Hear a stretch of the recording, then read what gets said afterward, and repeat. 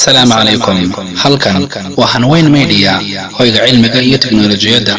Haddii aad jeceshahay horumarkeena, fadlan channelkan subscribe inoo dheh, kuna xirnaan goor kasta oo noqon dhiirigeliyaheena koowaad. waad ku mahadsan tahay booqashadaada. السلام عليكم ورحمة الله وبركاته. وأنا wanaagsan daawadayaasheena qiimaha iyo qaayaha naga mudan meel walba aad joogtaan waxaad ku soo dhawaataan muuqaal cusub.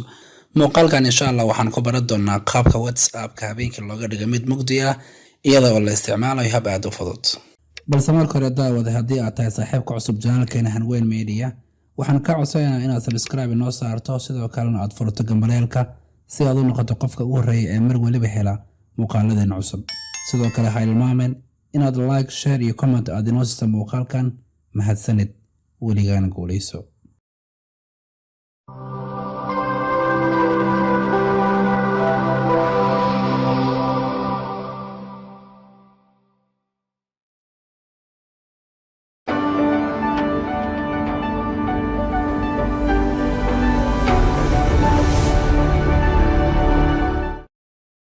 soo dhawo mar kale daawade.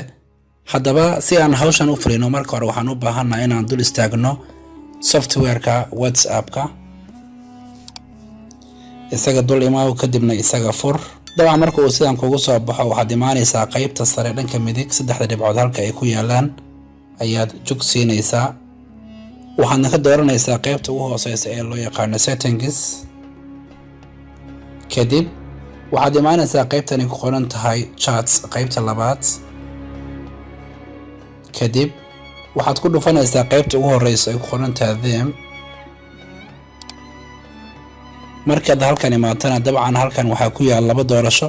qaybta koowaad oo light ah waa 15 waana dabcan qaabka loogu talagalay maalinkii inaad ku aragto shaashadan WhatsApp-ka.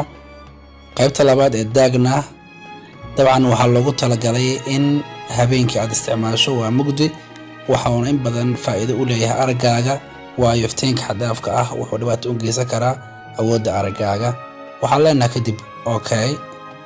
dabcan waad aragtaa iminka shaashadda ay noqoto mid aad u madow u ah isla markaana iftiinkii badnaa ee xadaafka ahaa iyo midabkii cadaaba iminka waa ay suuleen. dabcan dark mode-kana waxaa la isticmaalaa xilliyada habeenkii ah waayo midabka cad weliba aadka u ifaayo waxa uu dhibaato u geysan karaa habeenkii aragaaga. si aad taas kaga badbaadana habkan aadka u fudud ayaa isticmaali kartaa adigoo markastoo habeen la gaara ka dhigan kara shaashadaada mid mugdi ah isla markaana amni ah. waxaan jeclaan muuqaalkan halkan kusoo gabagabeeyo tani muuqaalkan xig inta kulmi doono. awaalkin Cabdirasaaq Cabdullaahi ku dhaafay sida ay nabadgelyo. wassalaamu calaykum waraxmatullaahi wabarakaatuh.